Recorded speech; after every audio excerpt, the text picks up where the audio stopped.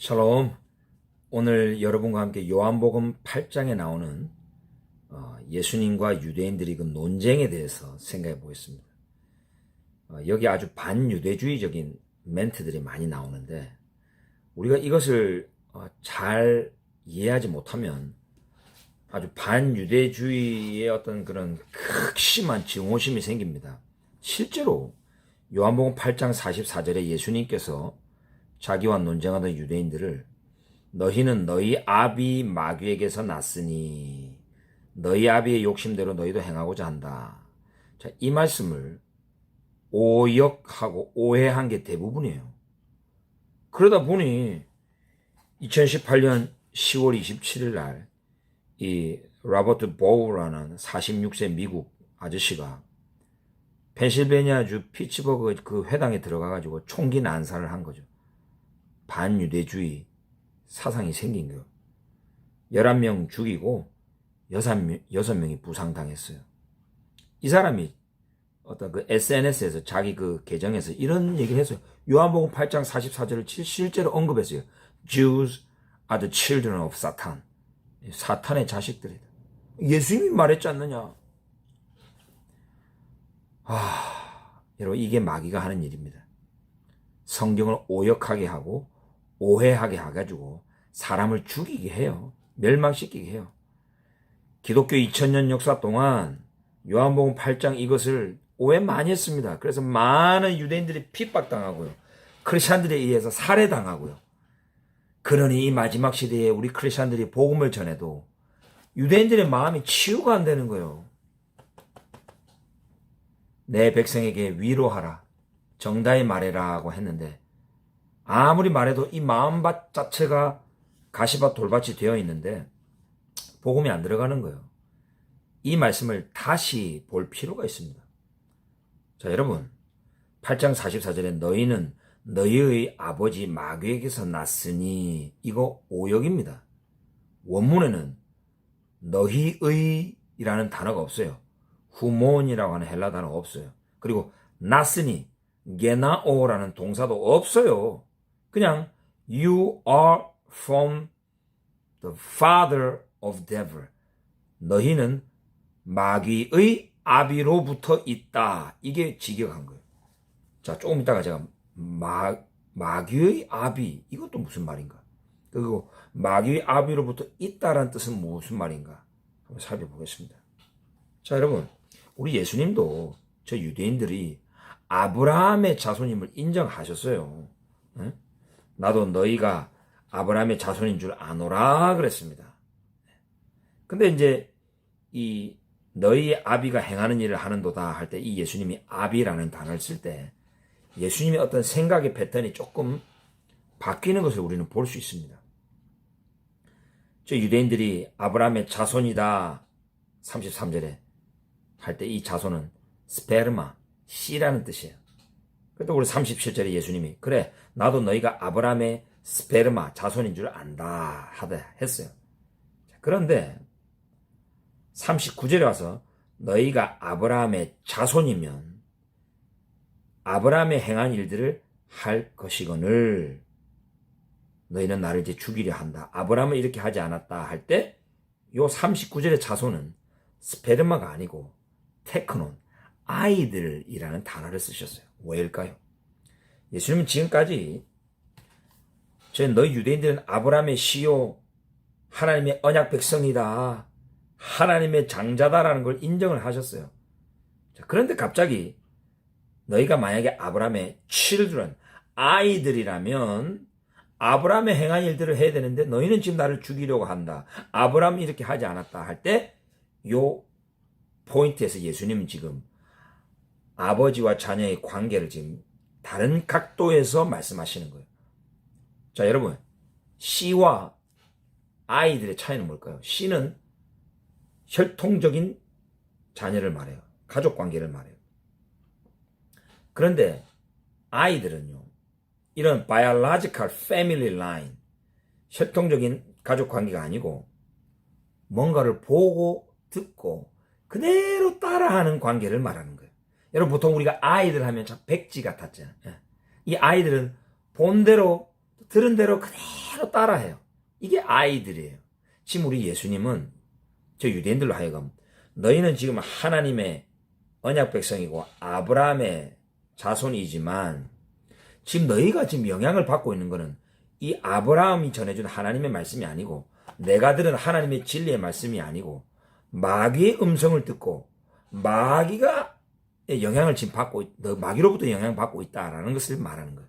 그래서 이 영향을 준 그 마귀의 자녀라고 예수님이 지금 여기서 표현을 하시는 거예요. 그래서 너희가 아브라함의 아들이라면 아브라함의 한 일을 따라 할 것이지만 지금 너희 아비 마귀가 한 일을 보고 듣고 그대로 지금 따라하고 있다. 이 마귀에 죽이려고 하는 생각, 그 증오하는 마음, 그것을 지금 그대로 따라하는 마귀의 자녀들, 아이들과 같다라는 포인트예요, 이게.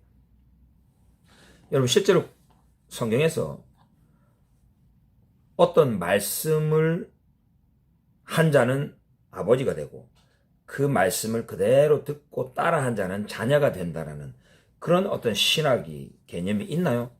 있죠. 여러분, 요한복음도 로고스 디알러지, 이 말씀 신학이잖아요. 말씀이 육신이 되었다. The word became flesh. 그죠? 하나님의 말씀을 받은 자가 하나님의 아들이에요. 그 말씀을 삶으로 그대로 살과 피로 live it out, 살아내신 분이 예수 그리스도. 그래서 하나님의 아들이에요. 1세기 헬라의 유대인 철학자 필로도 The Logos is the Son of God, 말씀이 하나님의 아들이다 그랬어요. 즉 누구의 말씀을 받느냐에 따라서 누구의 아들이 되는 거예요. 마귀의 말씀을 받아서 마귀가 하는 대로 그 말씀대로 행하면 마귀의 아들이 되고, 하나님의 말씀을 맡아서 하나님의 말씀에 순종하면 하나님의 아들이 되는 거죠. 요한복음 10장 35절에도 예수님이 성경은 피하지 못하나니 하나님의 말씀을 받은 사람들을 신이라 하셨거든. 하물며 아버지께서 거룩하게 하사 세상에 보내신 자가 나는 하나님의 아들이라 하는 것으로 너희가 어찌 신성모독이라 하느냐, 이렇게 하셨어요. 그죠? 또 우리 예수님의 가라지 비유에도 이게 나오죠. 좋은 씨를 뿌리는 이는 인자요, 밭은 세상이요, 좋은 씨는 천국의 아들들이요. 자, 여러분, 마태복음에서 이 좋은 씨는 하나님의 말씀을 말해요. 자, 근데 이 씨는 하나님의 말씀인데 이 씨가 이제 열매 맺어서 살아낼 때에 천국의 아들들이래요. 근데 그 사이에 가라지가 있습니다. 가라지는 악한 자의 아들들이 돼요. 가라지를 뿌리는 원수는 마귀요. 즉 마귀가 뿌리는 씨가 있어요. 마귀의 말씀이 있단 말이에요. 요걸 바로 가라지라고 하는데, 요 가라지는 악한 자의 아들들, 마귀의 아들들이라는 거죠. 무슨 말입니까? 아비와 자녀의 관계가 어떤 혈통적인 관계만 있는 게 아니고 누구의 말을 듣고 누구의 말을 그대로 행하면서 열매를 맺느냐에 따라서 마귀의 자녀와 하나님의 자녀가 구별된다는 거예요. 즉 너희가 아브라함의 자손이면 아브라함의 행한 일들을 할 것이겠지만 너희 아비가 행한 일을 하는도다 할 때 이 아비는 유대인 너희를 낳아준 사람이 마귀다라는 뜻이 아니고, 너희는 지금 마귀의 음성을 듣고 마귀의 그 행위를 하기 때문에 마귀의 자녀라는 간접적인 그런 표현을 지금 예수님이 하시는 거예요. 그래서 47절에서 하나님께 속한 자는 하나님의 말씀을 듣나니 너희가 듣지 아니하면 하나님께 속하지 아니하였음이로다. 이 말이죠. 야, 여러분, 그러면 마귀의 아비는 무슨 뜻입니까? 히브리적인 관점으로 봐야 됩니다. 마귀는요, 이 유대인들이 봤을 때 어떤 그런 영적인 신적인 어떤 존재, 온 세상을 넘어뜨리게 하는 어떤 하나님과 같은 레벨의 악한 어떤 능력 있는 존재라기보다는요, 인간의 불순종과 하나님의 뜻을 거역하고 대적하는 모든 것을 다 포함해요. 그래서 발람 선지자가 하나님의 뜻을 거역하여 그 모압 왕의 가죠. 가는 길에 여호와 사자가 막아서죠. 이 막아서다가 히브리어로 사탄이라는 뜻이에요. 이게 헬라어로 번역하면 디아볼로, 마귀가 되는 거예요. 우리 신약성경에서도 마찬가지예요. 디모데전서 3장 11절, 또 디도서 2장 3절, 디모데후서 3장 3절에서 마귀라는 단어를 쓰는데 여자들이 모함, 모함하다가 또 마귀예요. 이게 마귀의 아버지라는 뜻은 무슨 뜻입니까? 모함하는 어떤 그런 영, 중상모략하고 증오하고 살인을 하는 그 마음 자체가 마귀예요. 그 자체가 바로 사탄이에요. 하나님을 대적하는 생각. 그러니까 이 마귀의 압이란 말은 예수님을 증오하는 생각, 그 예수님을 죽이려 하는 그 악한 의지의 압이, 그건 누구죠? 가인이죠. 가인. 지금 예수님은 지금 가인을 말하는 거예요. 최초로 살인한 자다. 거짓의 압이다라고 예수님 말씀하셔요. 예수님께서 그는 처음부터 살인한 자요. 진리가 그 속에 없으므로 진리에 서지 못하고 거짓을 말할 때마다 제 것으로 말하나니 이는 그가 거짓말쟁이요 거짓의 아비가 되었습니다.